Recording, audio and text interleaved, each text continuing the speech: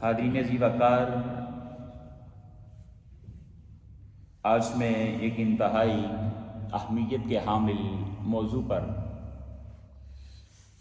آپ کے سامنے چند گزارشات پیش کرنا چاہتا ہوں، اور میرا موضوع یہ ہے کہ اصل میں رزق حلال کسے کہا جاتا ہے، چونکہ ہم میں سے ہر انسان کا واسطہ کمانے سے پڑتا ہے، اپنے بیوی بچوں کی کفالت کرنا ہر انسان پر فرض ہے، واجب ہے۔ وہ آگے چل کر میں آپ کے گوش گزار کروں گا چند چیزیں، لیکن بتانا یہ مقصود ہے کہ اس موضوع کو بیان کرنے کی بڑی اشد ضرورت ہے، اور ہم نے اپنی زندگی میں دیکھنا ہے کہ جو ہم رزق کما رہے ہیں اور اپنے بیوی بچوں کا پیٹ پال رہے ہیں، آیا کہ وہ رزق حلال ہے یا اس کے اندر کوئی تھوڑی بہت حرام کی بھی ملاوٹ ہے۔ حاضرین عزیز وقار، آج سوسائٹی کے اندر ہر شخص ہمیں پریشان نظر آتا ہے۔ کوئی شخص مال کی تنگی کی وجہ سے پریشان ہے، کوئی شخص کسی بیماری کی وجہ سے پریشان نظر آتا ہے، کوئی شخص اس بات کا شکوہ کرتا ہے کہ اس کی اولاد اس کی فرما بردار نہیں ہے، اس کی اولاد اس کی خدمت نہیں کرتی، اس کی اطاعت نہیں کرتی، وہ صالح نہیں، وہ نیک نہیں۔ اور کوئی شخص یہ کہتا ہے کہ مجھے ذہنی طور پر سکون میسر نہیں ہے۔ یاد رکھیے، اس کے پیچھے بہت ساری وجوہات ہو سکتی ہیں، ان وجوہات کی طرف میں نہیں جانا چاہتا، میں بس اپنے موضوع پر ہی رہنا چاہتا ہوں۔ ان وجوہات میں سے ایک سب سے بڑی وجہ جو میں سمجھتا ہوں ان تمام پریشانیوں کے پیچھے، وہ یہ ہے کہ ہمارا جو رزق ہے، اس رزق کے اندر کہیں نہ کہیں تھوڑی بہت حرام کی ملاوٹ ہو رہی ہے۔ جو شخص رزق حلال کماتا ہے، اپنے بیوی بچوں کا پیٹ پالتا ہے، تو یاد رکھیے یہ پریشانیاں پھر اس انسان کو بھی لاحق ہوتی ہیں، یہ نہیں ہے کہ نہیں ہوتی، نیک بندوں پر بھی پریشانی آتی ہے، لیکن زیادہ تر آپ اگر مطالعہ کریں گے، ان لوگوں کو دیکھیں گے، پرکھیں گے، تو پتہ چلے گا کہ اس کے پیچھے کوئی نہ کوئی اس طرح کی وجوہات ہیں کہ رزق کے اندر ملاوٹ ہے کسی قسم کی۔ آئیے حاضرین محترم، میں سٹیپ بائی سٹیپ، مرحلہ وار اپنے موضوع کو آگے لے کر بڑھتا ہوں، اور آج ہم جاننے کی کوشش کریں گے کہ اصل میں رزق کا معنی کیا ہے اور حلال کا معنی کیا ہے۔ رزق حلال کی بات کر رہے ہیں۔ رزق کے بارے میں نبراس ایک بہت بڑی لغت کی کتاب ہے، جس کے اندر مختلف جو اصطلاحات بیان ہوتی ہیں، ان کی ڈیفینیشن، ان کی تعریفات بیان کی جاتی ہیں۔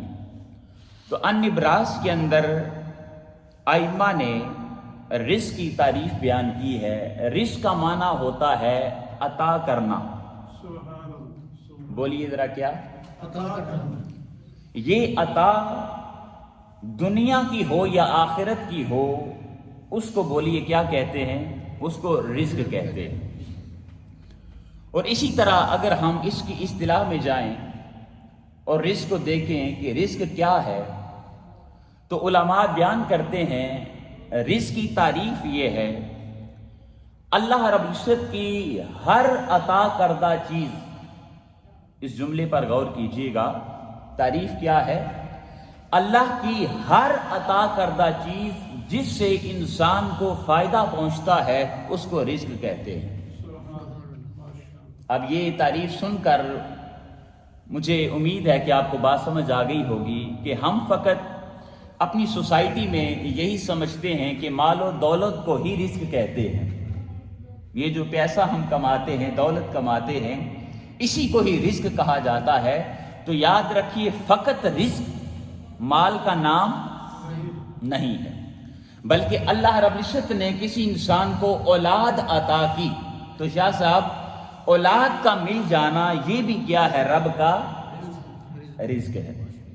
خالق کائنات کسی انسان کو صحت عطا کر دیتا ہے تو صحت کا انسان کو ملنا یہ بھی کیا ہے؟ اللہ رب العزت کا رزق ہے۔ خالق کائنات کسی سبجیکٹ کے اندر اس انسان کو مہارت عطا کر دیتا ہے، اس کو علم عطا کرتا ہے، تو یہ علم کا مل جانا یہ بھی رب کائنات کا رزق ہوتا ہے۔ اسی طرح اگر کوئی انسان کوئی ہنر جانتا ہے، مثلا کوئی پلمبرنگ کا کام جانتا ہے، کوئی مستری ہے، کوئی گاڑیوں کا کام جانتا ہے، تو یہ اس کے پاس ہنر ہے، ہنر کا مل جانا یہ بھی اللہ رب العزت کا کیا ہے؟ بولیے رزق ہے۔ گویا کہ ہر وہ چیز جس سے انسان کو فائدہ پہنچتا ہے اس کو عربی زبان کے اندر رزق کہا جاتا ہے۔ اب تھوڑا سا اور آگے بڑھیے گا، میں چاہتا ہوں کہ آج ہم اس کی تھوڑی سی تہ میں جائیں اور گہرائی میں جا کر دیکھیں کہ رزق حلال جو ہے اس کو کسے کہتے ہیں اور اس کا معنی کیا ہے۔ رزق ہم نے دیکھ لیا، حلال تھوڑا سا آگے چل کر میں بیان کرتا ہوں، لیکن رزق کی تھوڑی سی میں یہاں پر اقسام، اس کو کیسے ڈیوائیڈ کیا گیا ہے علماء نے، وہ آپ کے سامنے بیان کرتا ہوں۔ علامہ طباطبائی مفسر قرآن ہیں اور ان کی جو تفسیر کی کتاب ہے اس کو کہتے ہیں تفسیر المیزان۔ اس کے اندر علامہ طباطبائی بیان کرتے ہیں رزق کی بیسیکلی دو قسمیں ہیں، ایک رزق حسن ہے اور ایک رزق غیر حسن ہے۔ رزق حسن سے مراد یہ ہے اگر کسی انسان کو اللہ رب العزت منصب نبوت عطا کر دے یا کسی بندے کو اللہ رب العزت منصب امامت عطا کر دے تو اس کا مطلب یہ ہے کہ اس انسان کو رب کائنات نے رزق حسن عطا کیا ہے۔ پھر دوسری چیز آتی ہے رزق غیر حسن۔ رزق غیر حسن اس کی بھی علماء نے آگے دو قسمیں بیان کی ہیں۔ اس میں پہلی قسم ہے مادی اور دوسری قسم ہے معنوی۔ اب مادی رزق جو ہے اس کی آگے پھر علماء نے آگے 4 قسمیں بیان کی ہیں۔ ان 4 قسموں کو تھوڑا توجہ کے ساتھ سماعت کیجیے گا، اس کا ہماری زندگی کے ساتھ تعلق ہے۔ مادی جو رزق ہے اس کی بیسیکلی 4 قسمیں ہیں۔ اس میں جو پہلی قسم ہے وہ ہے واجب۔ بولیے ذرا کیا ہے؟ واجب۔ یہ رزق انسان کے ذمے ہے، کمانا انسان پر واجب ہے، یعنی اگر انسان کی شادی ہو چکی ہے، بیوی بچوں کا پیٹ پالنا، اپنے زیر کفالت خاندان کی کفالت کرنا اس انسان پر کیا ہے؟ بولیے واجب ہے، یعنی فرض ہے۔ اگر کوئی بندہ اپنے بیوی بچوں کا پیٹ نہیں پالے گا تو آقا علیہ الصلوۃ والسلام کی حدیث پاک ہے، حضور نبی کریم صلی اللہ علیہ وآلہ وسلم نے ارشاد فرمایا وہ شخص رب کی نگاہ میں گناہگار ہوگا جو شخص اپنے بیوی بچوں کا پیٹ پال نہیں رہا، ان کی کفالت نہیں کر رہا۔ تو رزق مادی جو ہے اس کی پہلی قسم ہے، بولیے کیا؟ واجب۔ پھر اسی طرح علماء نے دوسری قسم بیان کی ہے، وہ ہے حرام۔ رزق حرام یہ کسے کہتے ہیں کہ اگر انسان کا کسی رزق پر حق نہ ہو اور اس کو کسی طریقے سے، غلط طریقے سے، ناجائز طریقے سے اس پر قبضہ کر لیا جائے، اس پر اپنا حق جما لیا جائے، اس مال کو غصب کر لیا جائے، تو اس کو پھر بولیے رزق حرام کہتے ہیں، وہ انسان کے لیے جائز نہیں ہوتا۔ پھر اسی طرح ایک تیسری قسم علماء نے بیان کی ہے، وہ ہے رزق مکروہ۔ رزق مکروہ یاد رکھیں بیسیکلی تو حلال ہوتا ہے، لیکن ایسے طریقے سے کمایا جاتا ہے جو طریقہ ناجائز ہوتا ہے، طریقہ حرام ہوتا ہے۔ مثلا اگر انسان کسی کا کوئی مال چوری کرتا ہے، کھانے کی کوئی چیز چوری کر لیتا ہے، اب کھانے کی جو چیز ہے یہ بیسیکلی کیا ہے؟ پاک ہے، بیسیکلی کیا ہے؟ حلال ہے جی، لیکن اگر چوری کر کے اگر انسان وہ کھائے گا تو کیا ہوگا؟ وہ اس کے لیے کیا ہو جائے گا؟ حرام ہو جائے گا۔ لیکن یہاں پر علماء نے اس کو حرام کے زمرے میں نہیں لیا، بلکہ یہاں پر اس کو مکروہ کے زمرے میں لیا ہے۔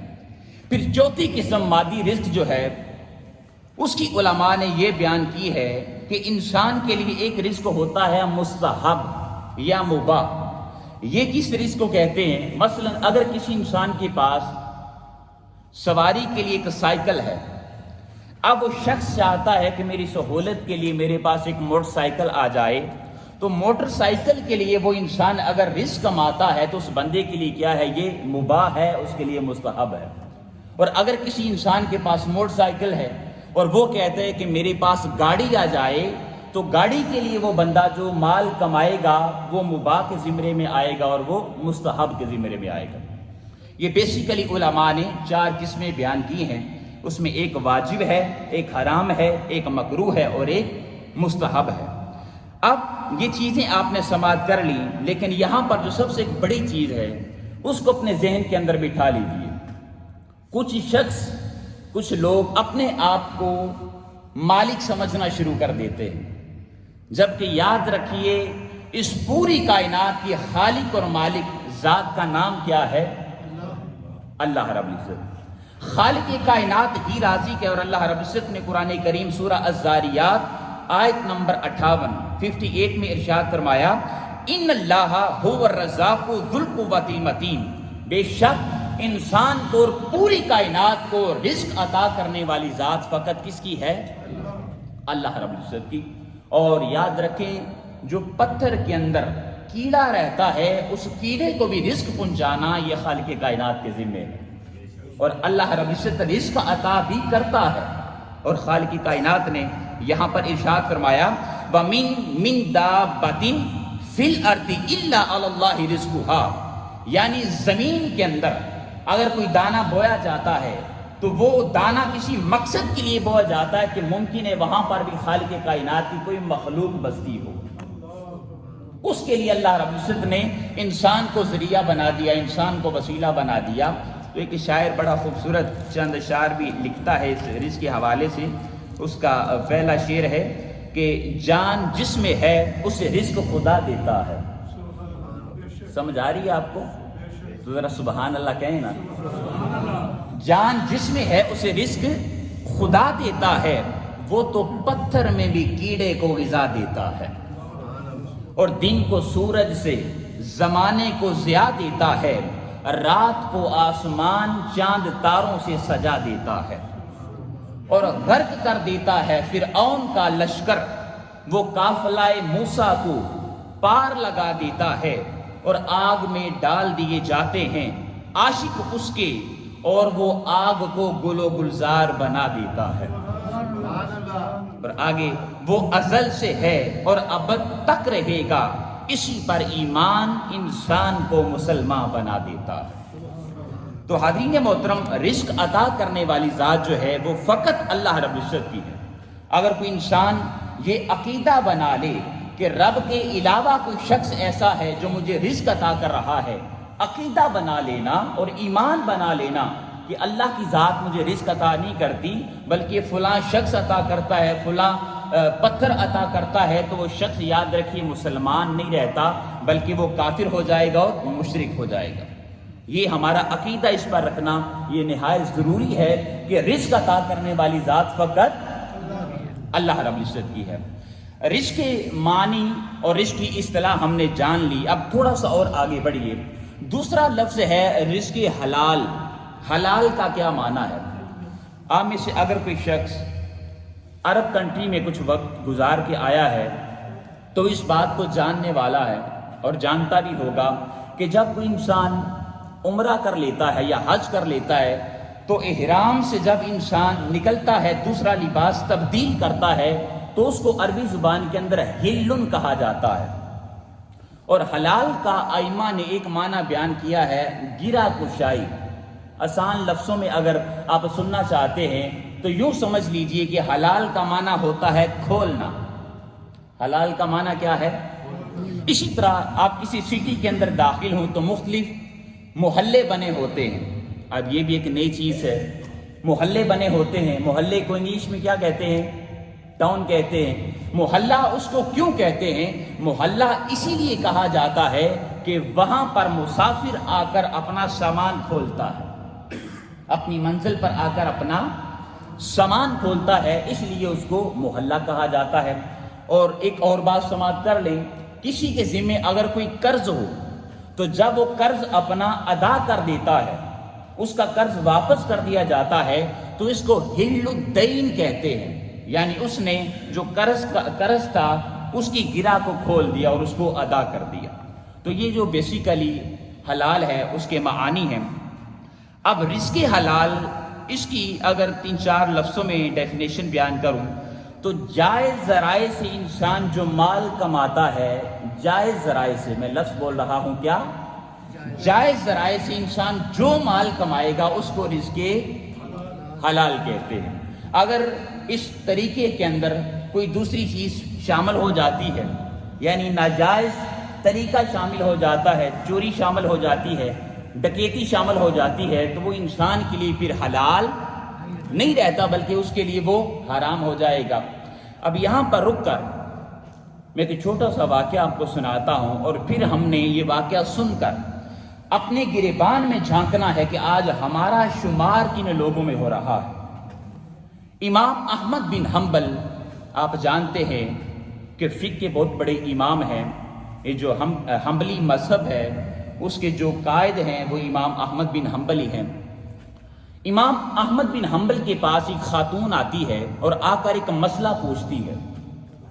اس مسئلے کو سنیے گا، یقین مانیے ہمارے رونگٹے کھڑے ہو جانے چاہیے، کتنا عظیم مسئلہ وہ پوچھتی ہے۔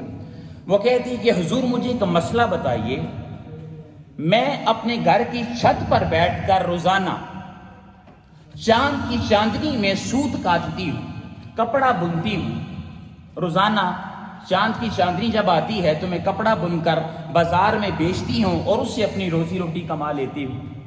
لیکن ہوا یوں کہ ہماری گلی سے ایک بادشاہ کا قافلہ گزرا ہے۔ جب وہ قافلہ گزرا، آپ نے اگر دیکھا ہو تو پرانے وقتوں میں یہ لائٹس تو نہیں ہوتی تھی، اور گاڑیوں کی جو لائٹس ہوتی ہیں اس طرح کا پروٹوکول تو نہیں تھا۔ بادشاہ جو تھے ان کے آگے پیچھے کچھ پیادے چلتے تھے، پیدل چلنے والے، جن کے ہاتھوں میں مشعلیں ہوا کرتی تھی، ان پر آگ جلی ہوتی تھی اور آگے آگے رستہ وہ صاف کرتے جاتے تھے، دیکھتے جاتے تھے، اور اس روشنی میں بادشاہ اپنا سفر کرتا تھا۔ اب وہ خاتون مسئلہ پوچھتی ہیں کہ مسئلہ یہ ہے کہ میں روزانہ چاند کی چاندنی میں سوت کاٹتی ہوں، لیکن رات کو بادشاہ جب ہماری گلی میں سے گزرا ہے تو اس کے ساتھ پیادے تھے، پیدل چلنے والے تھے، ان کے ہاتھوں میں مشعلیں تھیں۔ جب وہ ہماری چھت کے قریب سے گزرنے لگے تو چونکہ ان کے ہاتھوں میں وہ لائٹس تھی، آگ تھی، تو روشنی ہماری چھت پر تھوڑی تیز ہو گئی۔ ہائے ہائے، ہماری چھت پر روشنی تھوڑی تیز ہو گئی۔ جب روشنی تیز ہوئی تو میرے سوت کاٹنے کی جو رفتار ہے وہ بھی تھوڑی تیز ہو گئی۔ بات کو سمجھیے گا، سوت کاٹنے کی جو رفتار ہے وہ بھی تھوڑی سی تیز ہو گئی۔ میں نے تھوڑا سا زیادہ سوت کاٹ لیا۔ اس روشنی میں آپ امام احمد بن حنبل، میں مسئلہ یہ پوچھنے آئی ہوں کہ آیا کہ اس دوران جب وہ قافلہ گزر رہا تھا میں نے سوت کاٹا، وہ سوت کا پیسہ میرے لیے کھانا حلال ہے یا حرام ہے؟ اور آج ہم ہیں حاضرین محترم جی، چوری کا مال بھی کھا رہے ہیں، ڈکیتی کا مال بھی کھائے جا رہے ہیں، اور کسی کمزور کے، کسی یتیم کے مال پر بھی قبضہ کر رہے ہیں، اس کی زمین پر قبضہ کر رہے ہیں جو ہم سے کمزور ہے۔ لیکن جو اللہ رب العزت کے اولیاء ہوتے ہیں، خدا سے نسبت رکھنے والے، اللہ رب العزت سے تعلق رکھنے والے، ان کا وتیرہ کیا ہوتا ہے؟ مسئلہ پوچھتی ہیں کہ حضور اس روشنی میں نے جو سوت کاٹا ہے وہ میرے لیے حلال ہے یا حرام ہے؟ امام احمد بن حنبل فقہ کے تو امام تھے ہی، لیکن حاضرین محترم و خدا کے بہت بڑے ولی بھی تھے، اللہ رب العزت سے تعلق رکھنے والے تھے۔ آپ جان گئے کہ یہ خاتون کوئی عام خاتون نہیں ہے۔ آپ فرماتے ہیں کہ خاتون، اے بہن، میں مسئلہ تو یہ بعد میں بتاتا ہوں، لیکن پہلے یہ تو بتا کہ تو ہے کون؟ ہائے ہائے، تو ہے کون؟ وہ کیا جواب دیتے ہیں؟ اے امام احمد بن حنبل، میں بشر الحافی کی بہن ہوں۔ بشر الحافی اللہ رب العزت کے بہت بڑے ولی تھے۔ میں بشر الحافی کی بہن ہوں۔ امام احمد بن حنبل نے جو فتویٰ دیا وہ بھی حد کر دی۔ آپ فرماتے ہیں کہ اے بہن، اگر کوئی اور میرے پاس یہ مسئلہ پوچھنے آتا تو اس کے لیے جائز تھا لیکن تمہارے لیے حرام ہے۔ حاضرین محترم، آج ہمیں بھی تھوڑا سا اپنے اعمال پر غور کرنے کی ضرورت ہے کہ آج ہم کس ڈگر پر چل رہے ہیں۔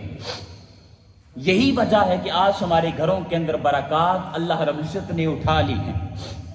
ایک وقت تھا، آپ یہ ہمارے سامنے بزرگ بیٹھے ہیں سفید داڑھیوں والے، جی ان کے اگر زمانہ چلے، میں تو پھر بھی تھوڑا چھوٹا ہوں، تو ان کے اگر بچپنے کی بات کریں، جب آپ پاکستان میں تھے تو کھلے بیڑے ہوا کرتے تھے، کھلے گھر تھے، لیکن سکون تھا وہاں پر، ایک سکون ہوا کرتا تھا۔ اگر کوئی غمی ہو جاتی، کوئی خوشی کا موقع آتا تو سارے محلے والے، سارے گاؤں والے، رشتہ دار وہاں پر مل بیٹھتے تھے، دوسرے کی غمی کو اپنی غمی محسوس کرتے تھے اور دوسرے کی خوشی کو اپنی خوشی محسوس کرتے تھے۔ اور آج دیکھ لیں ذرا، پیسے کی فراوانی ہے، لاکھوں ہیں، کروڑوں ہیں، لیکن کیا ہماری زندگی میں سکون نام کی کوئی چیز میسر ہے؟ اس وقت پیسہ تھوڑا تھا، 6 ماہ کے بعد گندم پکنی ہے، 6 ماہ کے بعد کوئی چاول کی فصل آنی ہے، یا اس طرح کا تھوڑا بہت وہ کماتے تھے اور گھر میں اکٹھا کر لیتے تھے، اسی پر ہی گزر بسر کرتے تھے۔ لیکن کیا تھا وہاں پر؟ رب کائنات نے اپنی برکات کا نزول فرمایا تھا۔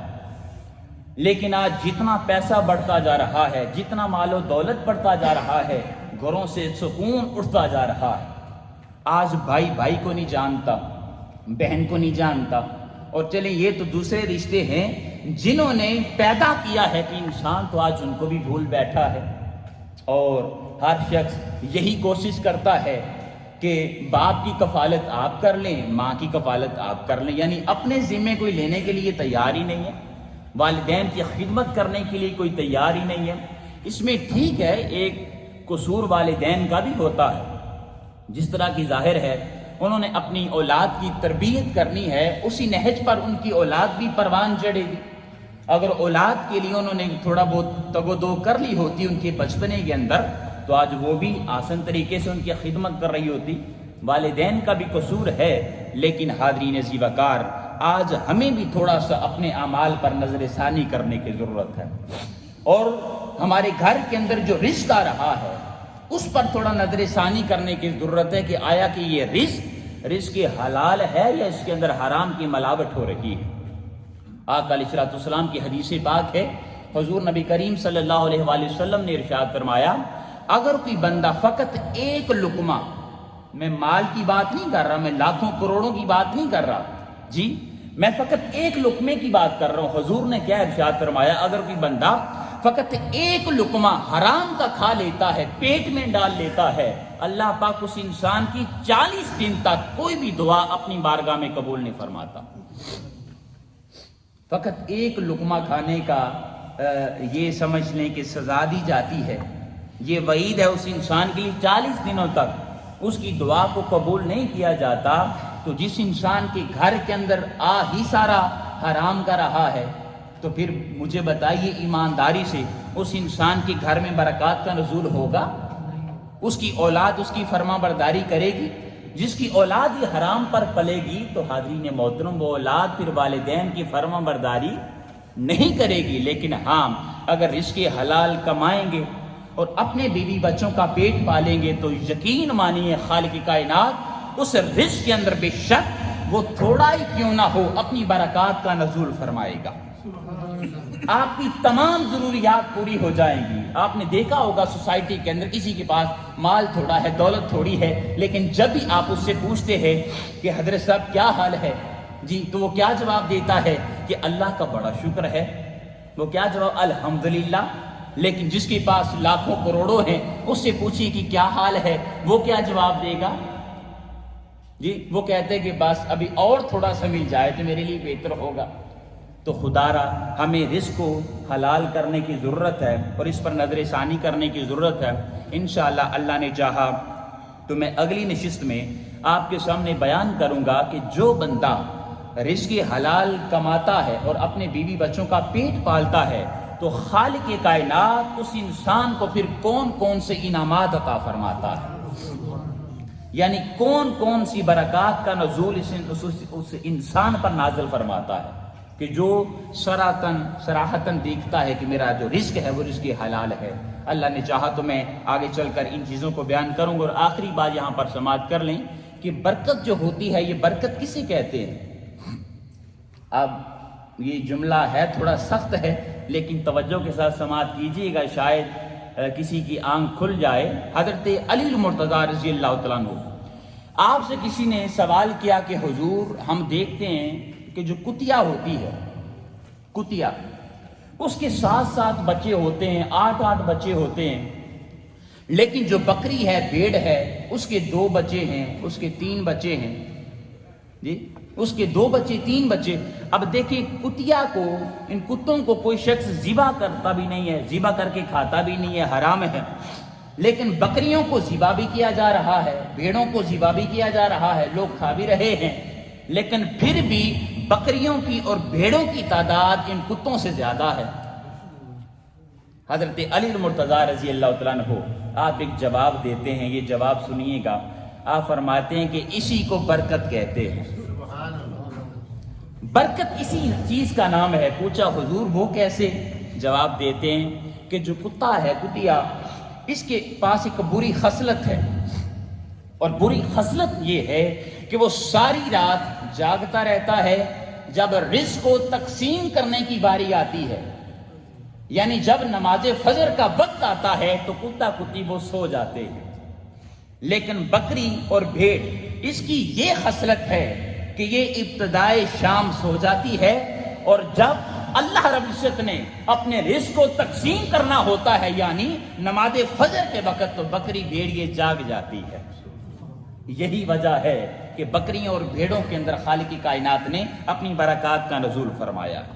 تو حاضرین محترم، اس پر آج ہمیں بھی تھوڑا سا غور کرنا چاہیے، اور اگر تہجد کی نماز ادا نہ کر سکے تو کم از کم کوشش کریں کہ نماز فجر تو ادا کریں۔ مسجد میں آ کر ادا کر سکتے ہیں، آسان بات ہے۔ اگر مسجد میں آپ نہیں آ سکتے، دور ہیں، تو اپنے گھر کے اندر ہم نے اس چیز کا اہتمام کرنا ہے، اور اگر ہم نے اہتمام کر لیا تو انشاءاللہ آپ آنے والے چند ہی دنوں میں دیکھیں گے کہ ہماری اولاد بھی ہماری فرما بردار بن جائے گی، ہمیں ذہنی طور پر بھی اللہ پاک سکون عطا فرمائے گا، بیماریاں ختم ہو جائیں گی، اور ہر نعمت خالق کائنات ہمارے گھر کے اندر نازل فرمائے گا۔